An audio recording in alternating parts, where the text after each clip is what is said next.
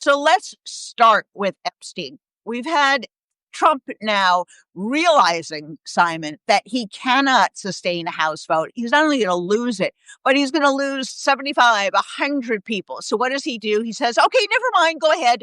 Go ahead. I'm for it. I'm for it. Now, of course, he could release the files by himself. He doesn't need any votes.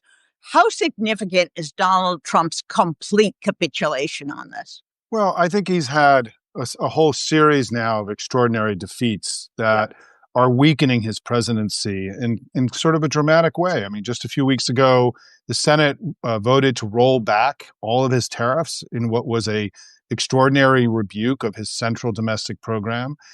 We then saw him get blown out in the elections because remember, everybody, these weren't just wins. I mean, we won by 20 plus points in critical states all across the country, margins that you never see in politics.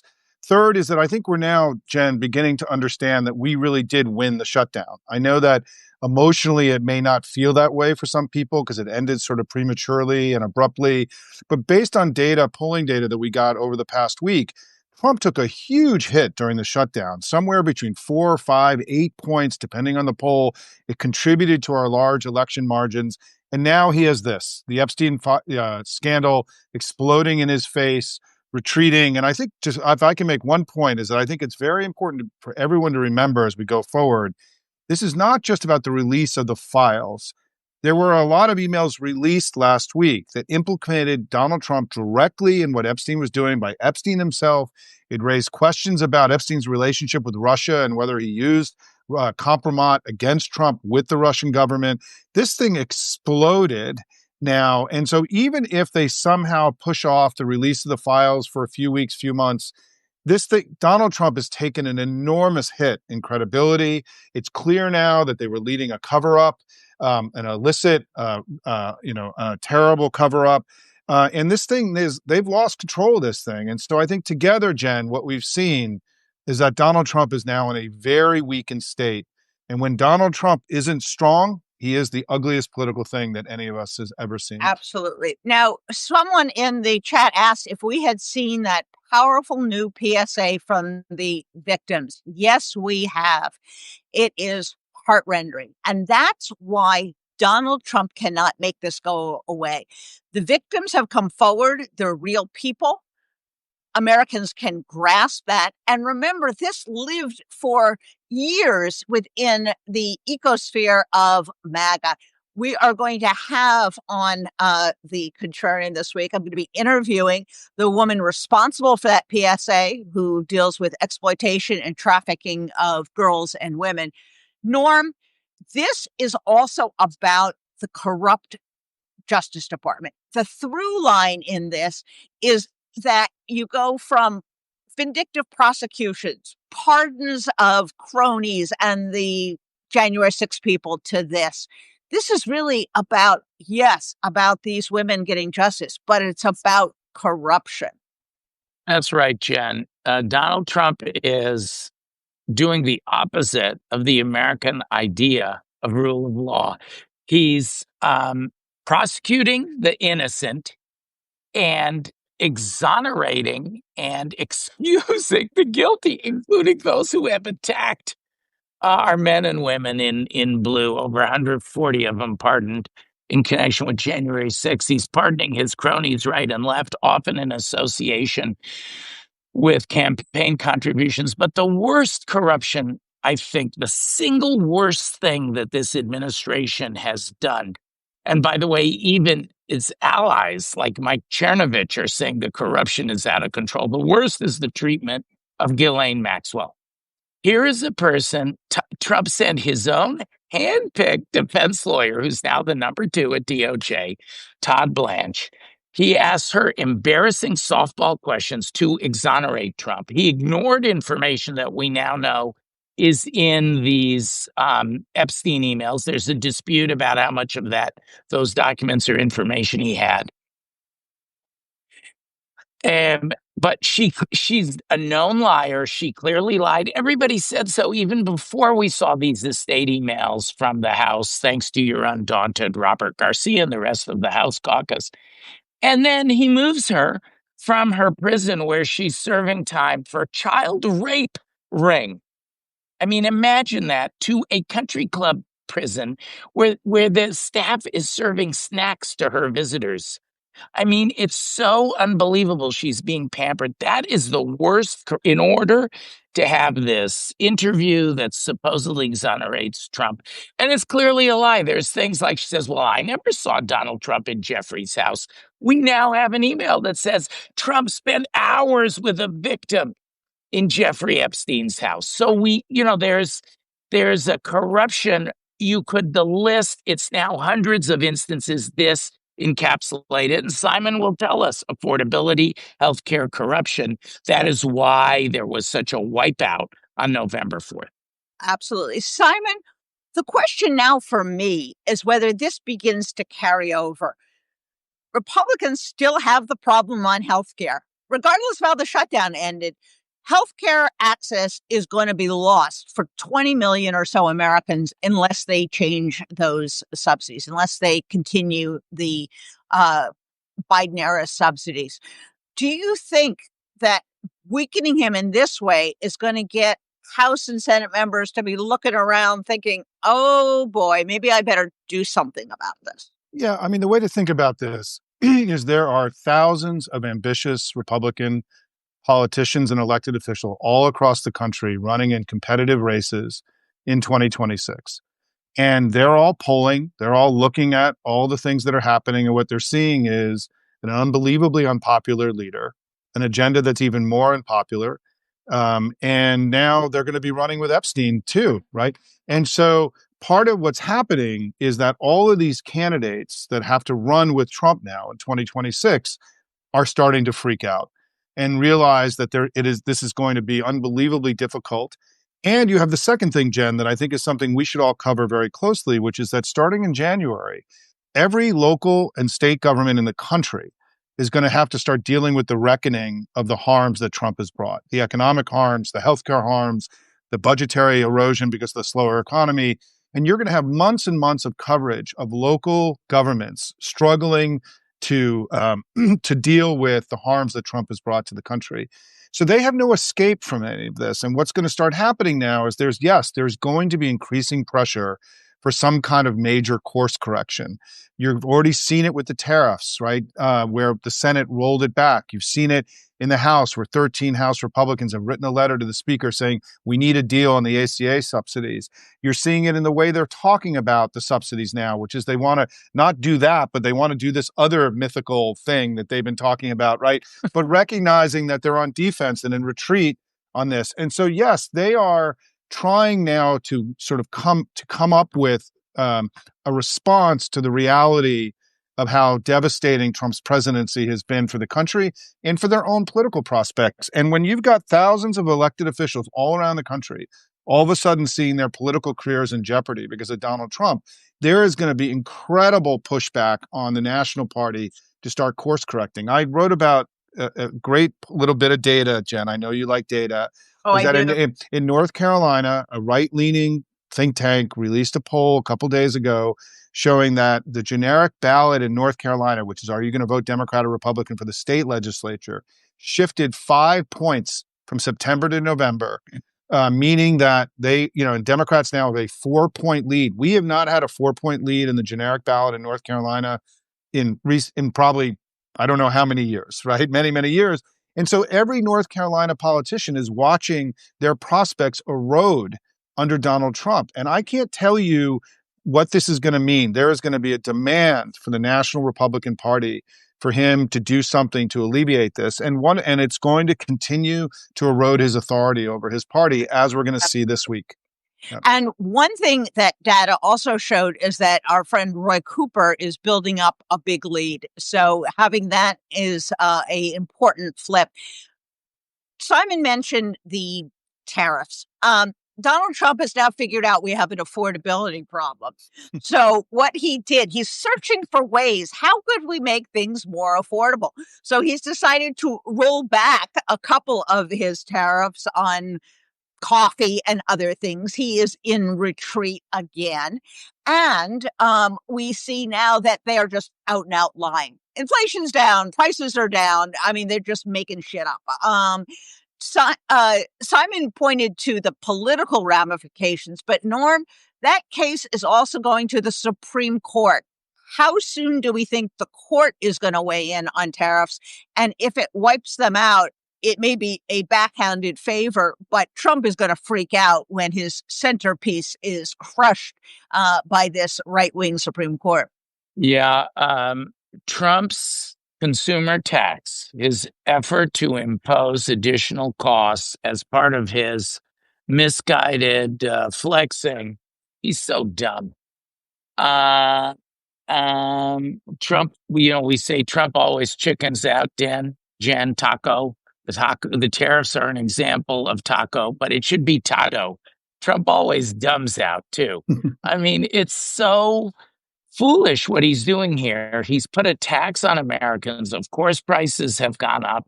Now he's reversing. It's economic chaos. That in itself, the chaos effect, the whiplash effect. You really think that these companies are going to slash prices? They don't know what next week holds. And there's other inputs to the prices as well. So then you come to the Supreme Court, like with the Epstein case, Contrarians, where you are fighting side by side with those victims for disclosure. Your paid subscriptions are supporting our litigation to force those documents and that information out. We filed a brief at the Supreme Court. Conservatives, this is what's so remarkable, over 24 conservatives, Contrarians, you supported that brief, supporting the litigants, saying, hey, it is conservative to interpret a statute the way it's written. IEPA, the Emergency Power Statute, it doesn't say anything about tariffs. It is conservatives, the major question doctrine, that the Article 2, the presidency, is not supposed to seize major questions like the application of tariffs, consumer taxes, from Congress. Congress applies taxes, not the president. So that was a very ominous Supreme Court argument for Trump. In terms of when, could be weeks, could be months. The Supreme Court is working it through. But I think the writing is on the wall in this tariffs case. Trump did it again. There's a smarter way that he could have done some lighter taxes. He did it in the stupidest way possible. And as Simon pointed out, a majority, despite his grip, stranglehold on MAGA, a majority of senators voted to rescind the China tariffs. So he's starting to lose some political traction as well.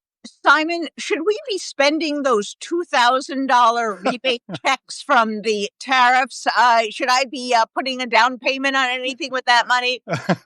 Well, and I want to just say one thing about the legal case, and Norm, thank you for your great work there, is that of all the powers given, we now have this, the American Revolution is on PBS, the documentary series that began last, but Ken Burns, and of all the powers, given what happened with what fomented the revolution in the United States, which was to a great degree taxation without representation, of all the powers that our founders would have given the presidency, one that they would never have contemplated was unilateral tariff authority.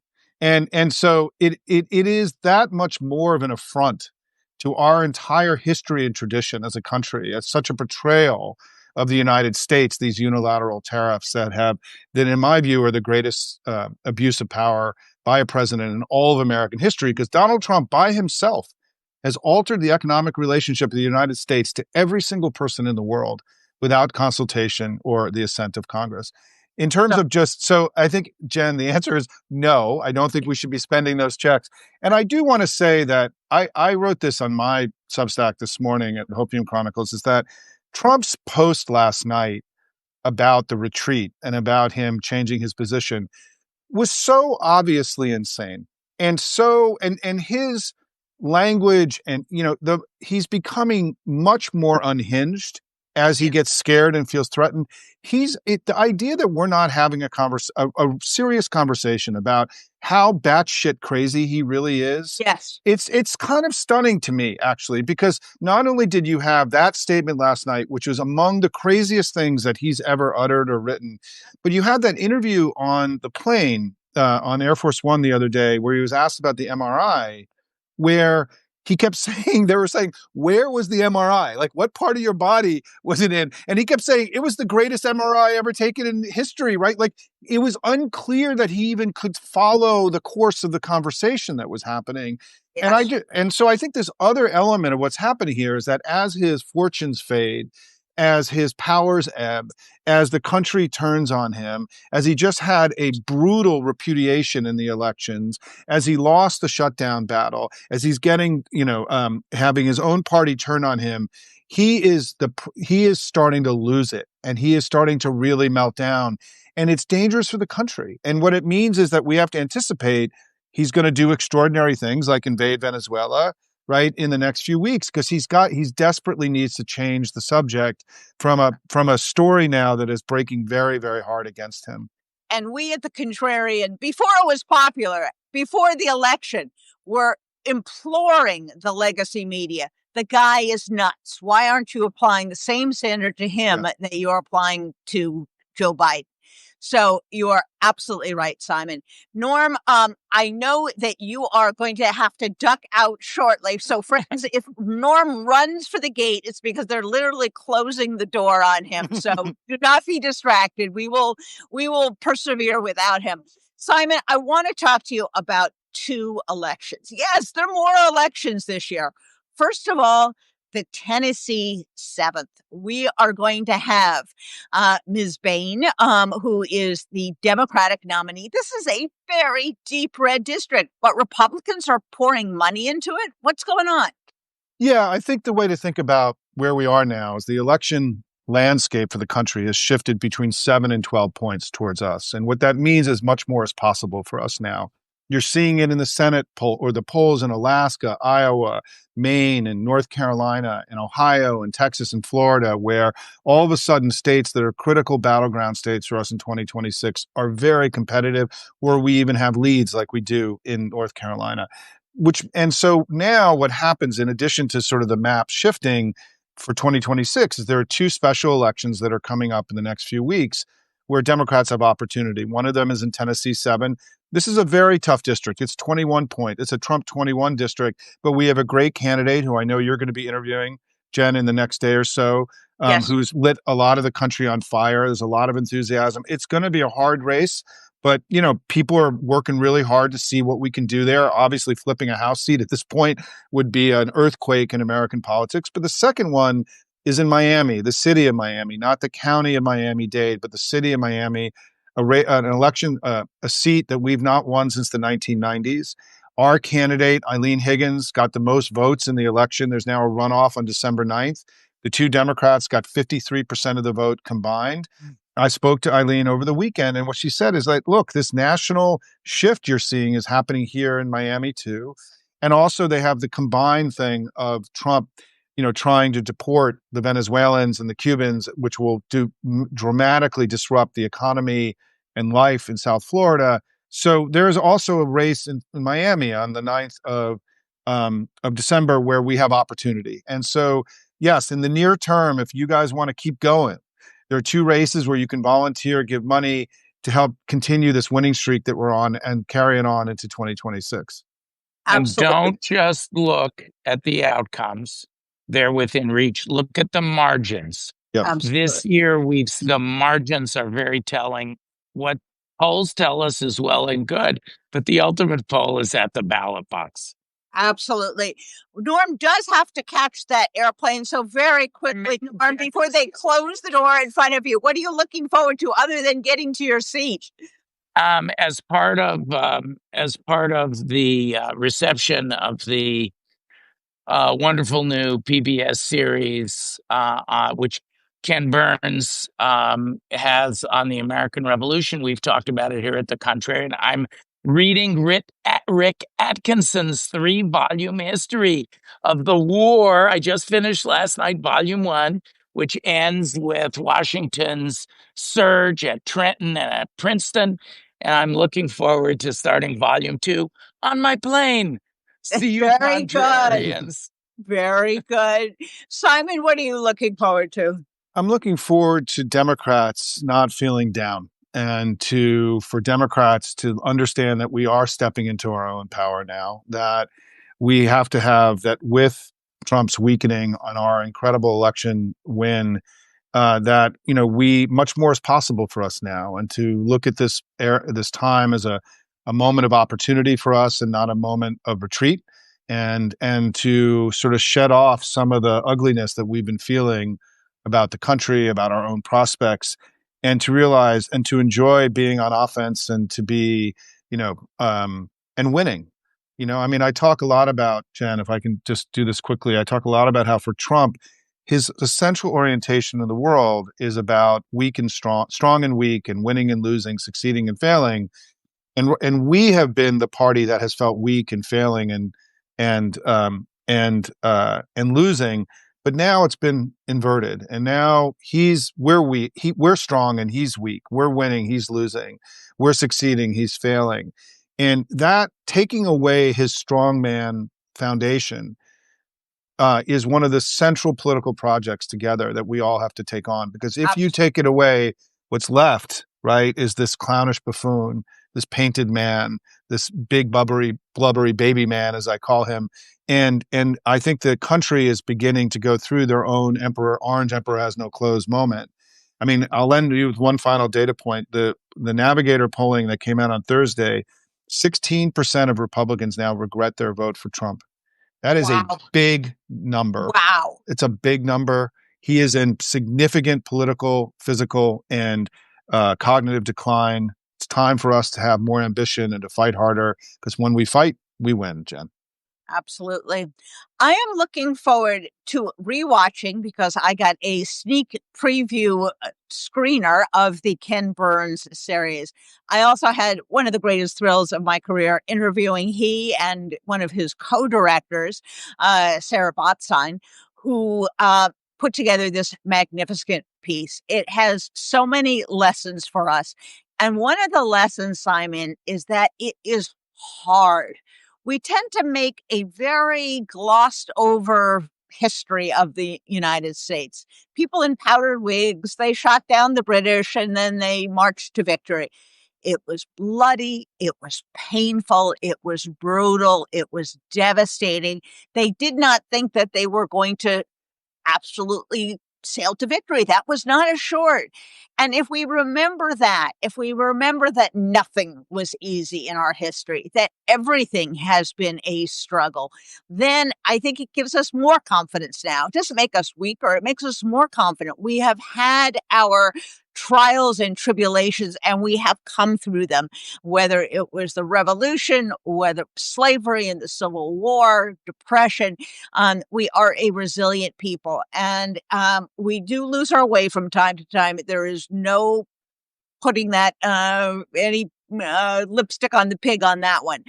But at the same time, we are a resilient people, and we do have it in us to form that more perfect union. So make sure you watch the series. It is fabulous. You will learn a ton. And Simon, I always learn a ton from you, and I love having you on. So thank you, brother, for everything that you are doing out there, everyone in Hopium Land. And thank you, Contrarians. We will be back on Wednesday. Have a great day, everyone. Take care. See you, everybody.